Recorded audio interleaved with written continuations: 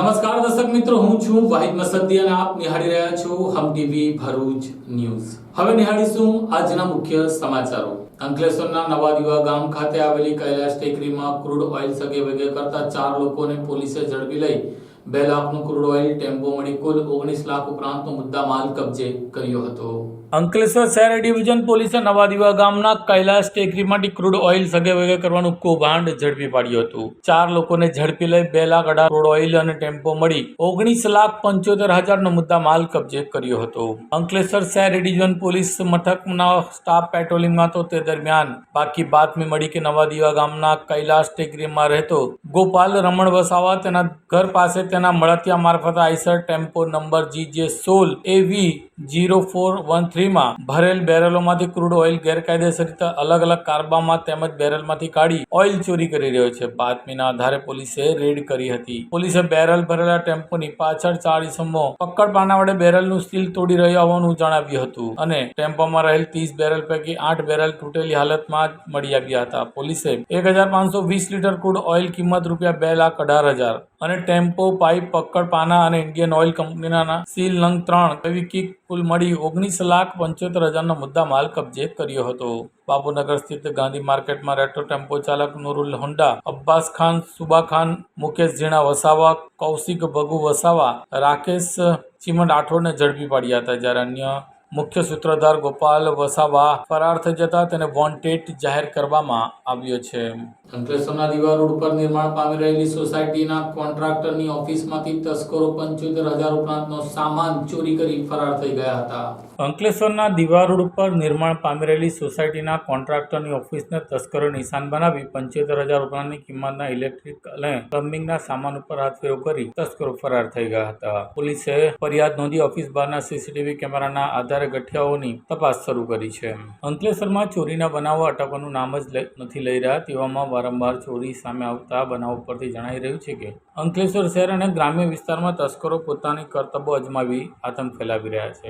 અંકલેશ્વરના દીવા રોડ પર નિર્માણ પામી રહેલી ઓરેન્જ સિટી સોસાયટીમાં કોન્ટ્રાક્ટર ચાર્મિંગ જયેશકુમાર મોદીની ઓફિસ આવેલી છે। ગત 11 એપ્રિલના રોજ તેઓ ઘરે હતા। તેમની સાઇટના સુપરવાઇઝરનો ફોન આવ્યો હતો કે ઓફિસમાં ચોરી થઈ છે અને તેની જાણ કરતા જ ઓફિસમાં તલાશી લેતા ઇલેક્ટ્રિક વાયરો અને પ્લમ્બિંગનો સામાન કે જેની કિંમત ₹79,000ની થાય છે તેનું માલુમ પડ્યું હતું। ઓફિસના સીસીટીવી ફૂટેજ ચકાતા એક ગઠિયો ઓફિસની બારીનો કાચ તોડી અંદરથી ગુણભરી સામાન લઈ જતો નજરે પડ્યો હતો। આ અંગે કોન્ટ્રાક્ટરે અંકલેશ્વર શહેરી ડિવિઝન પોલીસને જાણ કરી છે। પોલીસે ચોરી અંગે ગુનો દાખલ કરી સીસીટીવી ફૂટેજના આધારે ગઠિયાની તપાસ શરૂ કરી છે।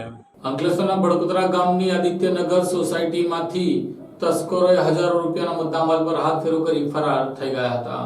અંકલેશ્વરમાં તસ્કરો બેખૌફ બન્યા હોય તેમ વણથંભી રહેલી ચોરીના બનાવ પરથી લાગી રહ્યું છે। અંકલેશ્વરના મામલતદાર કચેરી નજીક આવેલી સિક્યુરિટી એજન્સીની ઓફિસને તસ્કરોએ નિશાન બનાવી 1,77,000 રૂપિયાની ચોરી કરી ફરાર થઈ ગયા હતા। ત્યાં આજે વહેલી સવારે વધુ એક મકાનમાં ચોરીનો બનાવ સામે આવ્યો છે। અંકલેશ્વરના બડકોદરામાં આવેલ આદિત્યનગર સોસાયટીના મકાન નંબર B33માં રહેતા કુનાલ બંકિમચંદ્ર પંડિત કામ અર્થે બહાર ગયા હતા, જ્યારે તેઓ વહેલી સવારે 6 વાગે પરત ઘરે આવતા તેમના મકાનના દરવાજાનો નકુચો તૂટેલો હાલતમાં જોવા મળ્યો હતો અને ચોરી થવાની શંકા હતી। જ્યાં ઘરમાં તપાસ કરતા સામાન વેરવિખેર હાલતમાં પડ્યો હતો અને આશરે 15,000 થી 20,000 રૂપિયાના માલમત્તા પર તસ્કરો હાથફેરો કરી ફરાર થઈ ગયાનું માલુમ પડ્યું હતું। ઘટના અંગેની જાણ અંકલેશ્વર જેડીસી પોલીસને કરતા પોલીસે ચોરી અંગેની વિગતો સંદર્ભે તપાસ શરૂ કરી છે। જોકે મકાન માલિક કૃણાલ પંડિતના જણાવ્યા મુજબ આ વિસ્તારમાં અગાઉ 10 કરતાં વધુ વખત ચોરીની ઘટના બની ચૂકી છે, જેને લઈને તસ્કરો માટે એપિસેન્ટર બનેલ આદિત્યનગર સોસાયટીમાં રાત્રિના 12 થી વહેલી સવારના 5 વાગ્યા અરસામાં પોલીસ પેટ્રોલિંગમાં વધારો કરવો જોઈએ। જોકે આશરે 15,000ની ચોરીનું અનુમાન છે અને પોલીસ તપાસ બાદ સચોટ આંકડો બહાર આવશે તેમ મકાન માલિકે જણાવ્યું હતું। ઘટના એ થઈ છે કે આજે સવારના હું જ્યારે 6 વાગે ઘરે આવ્યો ત્યારે નકુચો તૂટેલો હતો જારીનો અને ઘરમાં ચોરી થઈ ગઈ હતી। બધું વેરવિખેર થઈ ગયું હતું અને દરવાજા કબાટના જેટલા બી બધા કપડાં વપડા બધા વેરવિખેર હતા। તિજોરીઓ બધી ખોલીને વેરવિખેર કરી નાખીએ છીએ અને મારી ઈચ્છા એવી છે કે પોલીસ આ વસ્તુ ઉપર ધ્યાન આપે અને પેટ્રોલિંગ જે છે પોલીસે વધારે આ આદિત્યનગરમાં B33માં મારું મકાન છે। આજે મારા ઘરે ચોરી થઈ છે અને આદિત્યનગરમાં પહેલાં પણ 10 થી 12 વખત ચોરી થઈ ચૂકી છે। તો આ માટે મારી એક રિક્વેસ્ટ છે કે પોલીસ પેટ્રોલિંગ વધારે, ખાસ કરીને 12 થી 5ના સમયની વચ્ચે અને કેટલી ચોરી થઈ હશે અંદાજિત ને કોણ ઘરમાં રહે છે આમ? જી અંદાજે ચોરી જોવા જઈએ તો 15,000ની આજુબાજુ લગભગ ચોરી થઈ હોવી જોઈએ મારું એવું અનુમાન છે. હજી તો અમુક વસ્તુ જોઈ રહ્યા છે અમે લોકો કે કઈ કઈ વસ્તુઓ નથી, કારણ કે અમુક ઇન્વેસ્ટિગેશન ચાલી રહ્યું છે પોલીસનું ને એના પછી ખબર પડશે કે કઈ કઈ વસ્તુ હજી ગોતી મળી રહી છે કે જે અમને ડાઉટ છે કે કદાચ અહીંયા મળી શકે છે એમ. કારણ કે એમાં કારની જે ચાવી છે એ નથી, એ મોબાઈલ ચોરી થઈ ગયેલ છે, અમુક ડોક્યુમેન્ટ્સ જોવા પડશે એ પણ વેરવિખેર છે એટલે ખબર નથી કે કયા છે કયા નથી. સોનું ચાંદી એવું કંઈ? ગોલ્ડ કદાચ હોઈ શકે, એની મારા ફેમિલીમાં વાત કર્યા પછી, મધર સાથે વાત કર્યા પછી ખબર પડશે કે હતું ક્યાં રાખ્યું હતું, અને નહીં હોય તો બની શકે કદાચ ના પણ હોય, પણ એ આની હાલમાં પરિસ્થિતિ મને ખબર નથી, મારે પૂછવું પડશે મારા માતાજી સાથે. ભરૂચના તુલસીધામ રોડ ઉપર ફરી બે આંખલાઓ યુદ્ધે ચડતા અનેક વાહનોને નુકસાન થયું હતું, લોકોનો જીવ તાળવે ચોંટ્યો હતો. ભરૂચના તુલસીધામ નજીક અનેક વખત આંખલાઓના યુદ્ધની ઘટનાઓ સામે આવતી રહે છે. શુક્રવારના રોજ તુલસીધામ નજીક જાહેર માર્ગ પર બે આંખલા યુદ્ધે ચડતા પાર્ક અનેક ફોર વ્હીલરના બીજા વાહનોને નુકસાન પહોંચ્યું હતું. લોકોએ પાણી છાંટી બૂમાબૂમ કરીને બંનેને છૂટા પાડ્યા હતા. ભરૂચ શહેરમાં પશુ માલિકો તેમના પશુઓને રખડતા મૂકી દેતા તેઓ જાહેર માર્ગ ઉપર અડીંગો જમાવતા હોય છે, જેથી વાહન ચાલકો અને રાહદારીઓને ભારે મુશ્કેલીનો સામનો કરવો પડતો હોય છે. ત્યારે અમુક વખત આ પશુઓ વચ્ચે લડાઈ થતા ત્યાં લોકોને પસાર થવાનું પણ મુશ્કેલ બની જતું હોય છે. ભરૂચમાં સ્ટેશન રોડ પર કે ભોલાવ અથવા જાડેશ્વર તુલસીધામ વિસ્તારમાં અનેક વખત આંખલા વચ્ચે યુદ્ધ થવાની ઘટનાઓ સામે આવતી રહે છે. ત્યારે ગત રાત્રિના સમયે તુલસીધામ નજીક જાહેર માર્ગ ઉપર બે આંખલાઓ યુદ્ધે ચડ્યા હતા. બે આંખલાઓ વચ્ચે દ્વંદ્વ છેડાયું હતું, જેના કારણે સ્થાનિક રહીશો ભયનો માહોલ છવાયો હતો. આંખલાઓ વચ્ચેની લડાઈમાં રોડની બાજુમાં પાર્ક કરેલી એક ફોર વ્હીલ અને બીજા અન્ય વાહનોને ભારે નુકસાન પહોંચ્યું હતું. જોકે વાહન ચાલકો અને સ્થાનિકોએ પાણી નાખી બૂમાબૂમ કરતા બંને છૂટા પડ્યા હતા, જેથી લોકોએ રાહતનો શ્વાસ લીધો હતો. રસ્તે રખડતા ઢોરોને પાંજરો નહીં પુરાતા લોકોમાં રોષ જોવા મળે છે. પશુઓને રખડતા મૂકી દેતા પશુપાલકો સામે કડક કાર્યવાહી કરાય તેવી માંગ ઉઠવા પામી છે.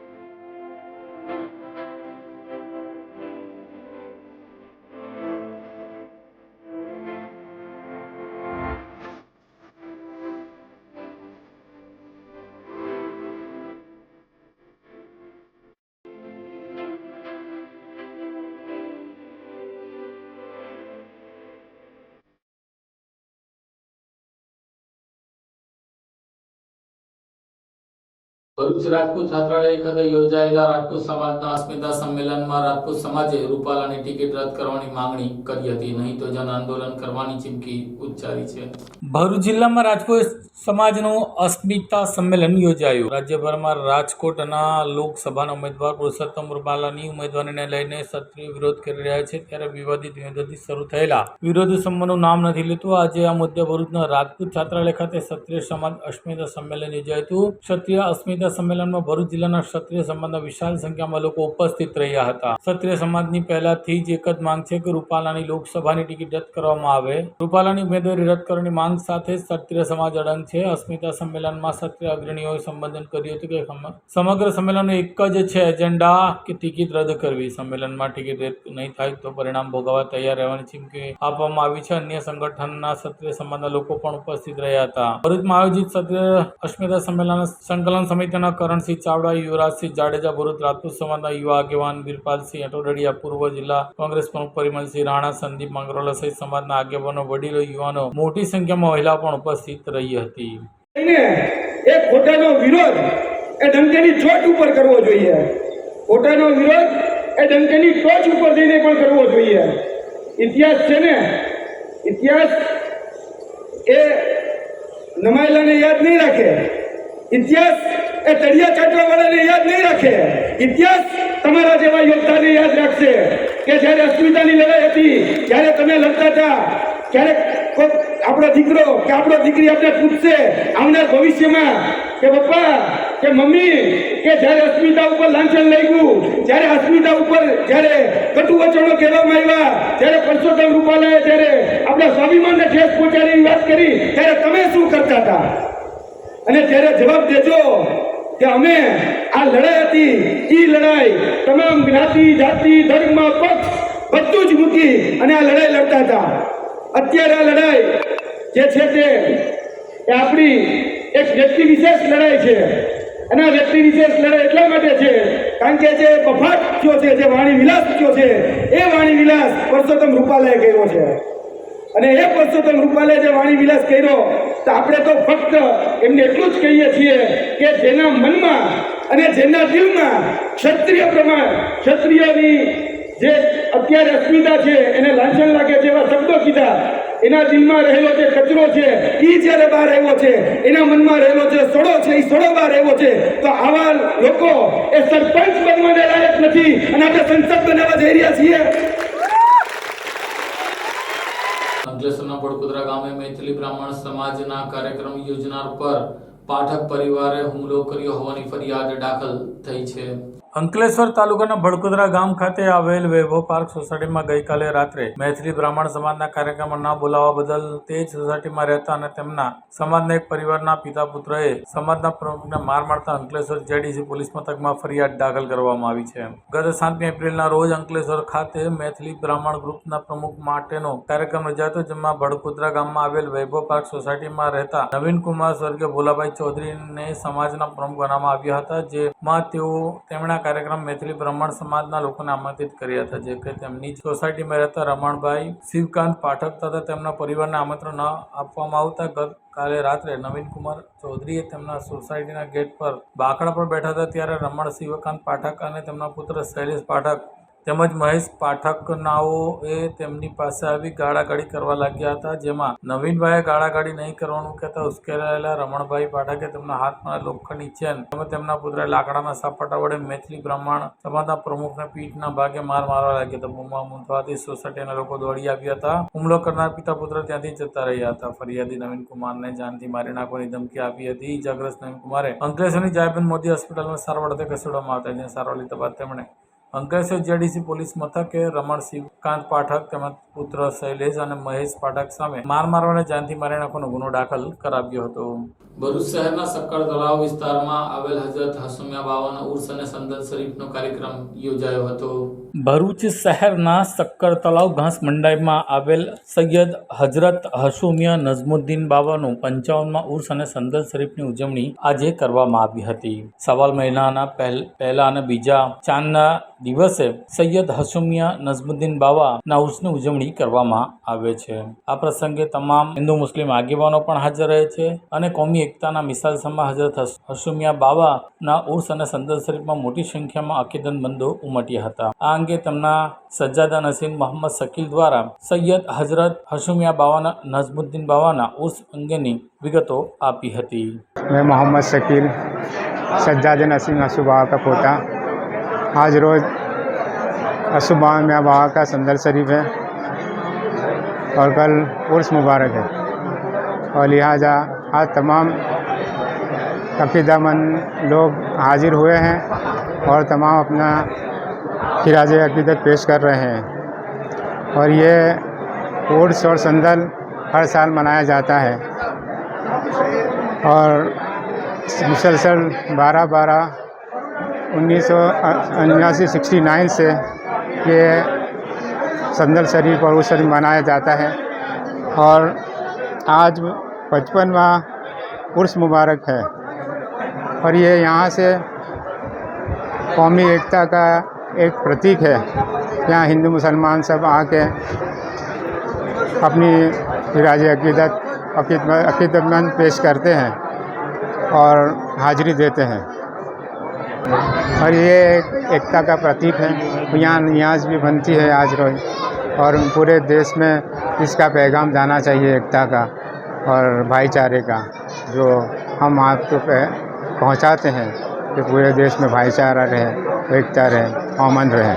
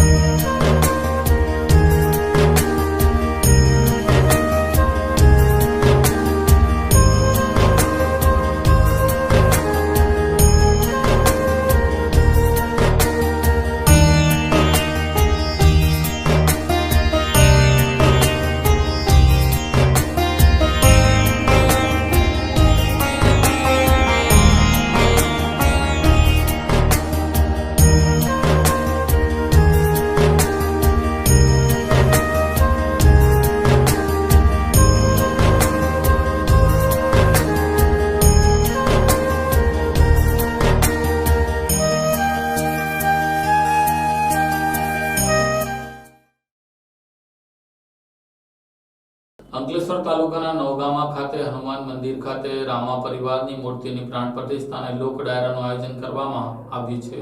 અંકલેશ્વરના નવગામ ખાતે શ્રી રોકડી હનુમાન મંદિર આવેલું છે. આ મંદિર ખાતે ભવ્ય રામ મંદિરનું નિર્માણ કરવામાં આવ્યું છે. ત્યારે આગામી 21 એપ્રિલથી લઈને 23 એપ્રિલ સુધી રામ મંદિર ખાતે શ્રી રામા પરિવાર પ્રાણ પ્રતિષ્ઠા હનુમાનજીની નૂતન વિધિ મહાપૂજન આરતી અને 22મીના રોજ અંધાળા ગામની રાજહંસ સોસાયટીમાં ખાતેથી શોભાયાત્રા નીકળશે. 23મીના મંગળવારના રોજ મહાપૂજા પ્રાણ પ્રતિષ્ઠા પૂર્ણાહુતિ અને મહાઆરતી આયોજન કરવામાં આવ્યું છે. આજે સાંજે 23મી એપ્રિલના રોજ લોક ડાયરો પણ આયોજન કરવામાં આવ્યું છે. ત્યારે ભક્તોએ આ પ્રાણ પ્રતિષ્ઠા મહોત્સવમાં પધારવા આયોજકોએ આમંત્રણ પાઠવ્યું છે.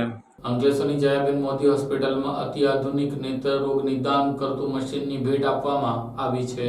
અંકલેશ્વરની જયાબેન મોદી હોસ્પિટલને ઓટો રેફેકોટ કેરાટોરોમીટર ટોનોમીટર મશીન માટે અનુદાન આપવામાં આવ્યું હતું. આ મશીન નેત્ર વિભાગ દ્વારા આશીર્વાદરૂપ છે, જે નેત્ર સંબંધી નાનામાં નાની સમસ્યાઓને ઓળખી શકે છે. હોસ્પિટલ દ્વારા નેત્ર નિદાન માટે mission I and leprosy project ચલાવવામાં આવે છે, જેમાં અંકલેશ્વર, નેત્રંગ, વાલિયા વિસ્તારમાં લોકોનું મોતિયાબિંદનું ઓપરેશન મફતમાં કરવામાં આવે છે. આ મિશન અંતર્ગત 2026 સુધીમાં સંપૂર્ણ ભરૂચમાં એક પણ વ્યક્તિ નેત્ર સંબંધી સમસ્યાથી પીડાતા ન હોવાના જોઈએ અને વર્ષ 2026 સુધી ધારેલા લક્ષ્ય સુધી પહોંચી શકાય. આ વાતને ધ્યાનમાં રાખતા દર્દીઓ માટે સારવાર માટે ટેકનોલોજીકલ વિકાસ માટે સેવાભાવી રૂપે આ મશીનનું અનુદાન આપવામાં આવ્યું છે. આ પ્રેસ કોન્ફરન્સમાં ઠાયુરી અને શ્રીમતી જેનીડેલા ઓરિયન અને શ્રીમતી જયાબેન મોદી હોસ્પિટલના નેત્ર રોગના નિષ્ણાંત તૃપ્તિ ગુપ્તા ઉપસ્થિત રહ્યા હતા.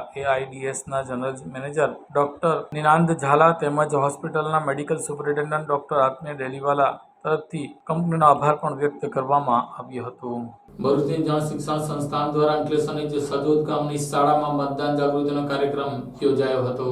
ભરૂચ જનશિક્ષણ સંસ્થાન દ્વારા મતદાન જાગૃતિ અંગે સજોદ હાઈસ્કૂલ ખાતે વક્તૃત્વ સ્પર્ધાનું આયોજન કરવામાં આવ્યું હતું. અંકલેશ્વર તાલુકાના સજોદ ગામ ખાતે મહિલાઓમાં મતદાન જાગૃતિ અંગે વક્તૃત્વ સ્પર્ધાનું આયોજન કરાયું હતું, જેનો વિષય હતો લોકસભાની ચૂંટણીનું મહત્વ. આ કાર્યક્રમનું સંચાલન JSSના ફિલ્ડ કોઓર્ડિનેટર કૃષ્ણાબેન કટોડિયા દ્વારા કરવામાં આવ્યું હતું. આ પ્રસંગે પ્રિયંકાબેન પ્રજાપતિ, નયનાબેન પટેલ અને સાર્વજનિક હાઈસ્કૂલના આચાર્ય ભાવિસાબેન ભટ્ટના માર્ગદર્શન આયોજિત કરાયો હતો, જેમાં ઇન્દુબેન પટેલ તથા અનિલભાઈ પટેલ દ્વારા શાળાના વિદ્યાર્થીઓને મતદાન અને આવનાર ચૂંટણી અંગે તેમના વાલીઓને જાગૃત કરવા પ્રોત્સાહિત કર્યા હતા અને મોટી સંખ્યામાં શાળાના વિદ્યાર્થીઓ તથા JSSના તાલીમાર્થીઓ ઉપસ્થિત રહ્યા હતા. વક્તૃત્વ સ્પર્ધામાં પ્રથમ ક્રમે રિયા લીંબચિયા, દ્વિતીય ક્રમે દીક્ષા ગંધર, તૃતીય ક્રમે નિકિતા જોશી વિજય રહ્યા હતા. વિજેતાઓને તારીખ 24/4/2024ના રોજ પૂર્ણાહુતિ નિમિત્તે ટ્રોફી અને પ્રમાણપત્ર આપી સન્માનિત કરવામાં આવશે. ભરૂચના ભોલાવ જિલ્લા પંચાયત બેઠક ખાતે ભાજપાના ઉમેદવાર મનસુખભાઈ વસાવાની સભા યોજાઈ હતી. ભરૂચ વિધાનસભાની ભોલાવ ગ્રામ પંચાયતમાં સમાવિષ્ટ મૈત્રીનગર સોસાયટી ખાતે ભાજપના લોકસભાના ઉમેદવાર મનસુખભાઈ વસાવા દ્વારા એક જાહેર સભાનું આયોજન કરાયું હતું. આ જાહેર સભામાં મોટી સંખ્યામાં લોકો ઉપસ્થિત રહ્યા હતા. જાહેર સભામાં જિલ્લા પ્રમુખ મારુતિ અટોડરી દ્વારા જણાવ્યું હતું કે 15 એપ્રિલના દિવસે ભાજપના ઉમેદવાર મનસુખભાઈ વસાવા દ્વારા મંદિરમાં પૂજા અર્ચના કરી પગપાળા કલેક્ટર કચેરી ખાતે ઉમેદવારી પત્ર ભરવા જશે. આ સંમેલનમાં હાલ ઉપસ્થિત રહેલા મનસુખભાઈ વસાવા, ભરૂચના ધારાસભ્ય રમેશભાઈ મિસ્ત્રી, મારુતિ અટોડરિયા, લોકસભાના સંયોજક યોગેશ પટેલ સહિત હોદ્દેદારો ઉપસ્થિત રહ્યા હતા. નર્મદા જિલ્લામાં ગરમીનો પ્રકોપ વધતા રાજપીપળા શહેરના લોકો એકમાત્ર સ્વિમિંગ પુલમાં ઠંડક મેળવવા ઉમટ્યા હતા. નર્મદા જિલ્લાના રાજપીપળા શહેર ખાતે છોટુભાઈ પુરાણી વ્યાયામ પ્રચારક મંડળ દ્વારા સંચાલિત સ્વિમિંગ પુલ જનતા માટે ખુલ્લો મૂકવામાં આવ્યો હતો. સ્વિમિંગ પુલ આમ તો 10 મહિનામાં માત્ર સંસ્થાના વિદ્યાર્થીઓ માટે જ ખુલ્લું મૂકવામાં હતું. એપ્રિલ અને મે મહિના દરમિયાન આમ જનતા માટે પણ ખુલ્લો મુકાયો હતો. ઉનાળાની શરૂઆત થઈ ચૂકી છે, વિદ્યાર્થીઓ વેકેશન પણ ચાલી રહી છે, ત્યારે રાજપીપળાનો એકમાત્ર સ્વિમિંગ પુલ ચાલુ કરવામાં આવ્યો છે. રાજપીપળા શહેરમાં આવેલ એકમાત્ર સ્વિમિંગ પુલ છોટુભાઈ પુરાણી વ્યાયામ પ્રચારક મંડળ દ્વારા સંચાલિત કરવામાં આવી રહી છે અને શહેરના લોકો મોટી સંખ્યામાં સ્વિમિંગ પુલમાં સ્નાન કરી મજા માણવા અને સ્વિમિંગ શીખવા માટે આવે છે. સંસ્થાના સ્વિમિંગ કોચ, સ્વિમિંગ સ્ટાફ તથા તમામ સભ્યો તેનું ધ્યાન રાખે છે. સ્વિમિંગ કેવી રીતે કરવું તે શીખવાડવામાં આવે છે. શું નામ છે બેટા તારું? મારું નામ સૂર્યદર્શન કુમાર જોશી છે. અચ્છા, અને તું કેટલા વખતથી આ શીખવા માટે આવે છે? આ મારું 4થું વર્ષ છે. અને શું શું શીખે છે બેટા અહીંયા? અમને અહીંયા સ્વિમિંગ કરતા શીખવાડ્યું છે, ડાઈવ મારતા શીખવાડ્યું છે, હાથ ચલાવતા શીખવાડ્યું છે. અને અહીંયા તને કેવી મજા આવે છે? અહીંયા અમને બહુ મજા આવે છે. અચ્છા, અને અહીંયા તને આ સ્વિમિંગ શીખવાથી તને શું ફાયદો થયો? સ્વિમિંગ શીખવાથી ફાયદો તો એ કે મેં કશે બી કોઈ જગ્યા પર રિસોર્ટ પર ફરવા જાઉં તો મારાથી ઇઝીલી સ્વિમિંગ થાય. અચ્છા આના બીચમાં બી હું કરી શકું. છોકરો અને છોકરી બંને જે છે સ્વિમિંગમાં અહીંયા આવે છે દર વર્ષે એપ્રિલ અને મે મહિનાની અંદર જ્યારે સ્વિમિંગ પુલ ચાલુ થાય ત્યારથી જ એ લોકો કહે છે કે ચાલો પપ્પા આપણે સ્વિમિંગ પુલમાં જઈએ. તો છેલ્લા લગભગ 4-5 વર્ષથી જે છે એ લોકો અહીંયા આવે છે અને સ્વિમિંગ દરેક બાળકે શીખવું જ જોઈએ. માત્ર બાળકોએ નહીં મોટેરાઓએ પણ શીખવું જોઈએ, કારણ કે ક્યારેક કોઈક એવી આકસ્મિક ઘટના બને કે જ્યારે નદી કે તળાવની અંદર જે છે કોઈક આકસ્મિક ઘટના બને તો તે સમયે જો સ્વિમિંગ આવડતું હોય તો આપણે પોતાની જાતને પણ બચાવી શકીએ અને બીજાને પણ જે છે બચાવવામાં સહાયરૂપ થઈ શકીએ. એ છે ખૂબ સરસ એક્સરસાઇઝ છે. આખું બોડી જે છે એનાથી રિલેક્સ થઈ જાય છે અને એનાથી શારીરિક અને માનસિક જે છે એ સ્વાસ્થ્ય પણ સારું રહે છે. મારી સૌને વિનંતી છે કે દરેક પોતે પણ આવે અને પોતાના બાળકોને પણ જે છે સ્વિમિંગમાં લાવે. આ સાથે હમ ટીવી ભરૂચના સમાચાર પૂર્ણ થાય છે. આવતીકાલે ફરી મળીશું. ત્યાં સુધી રજા આપશો. નમસ્કાર.